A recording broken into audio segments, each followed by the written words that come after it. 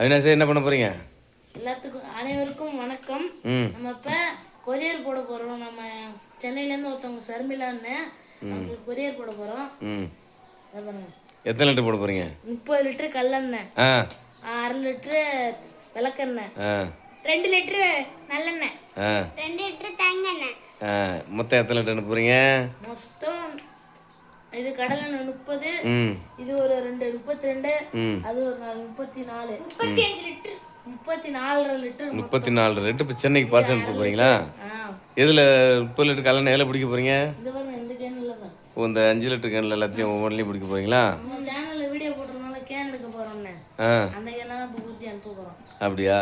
சரி, வசதியும் உண்டு நம்ம சேனல்ல.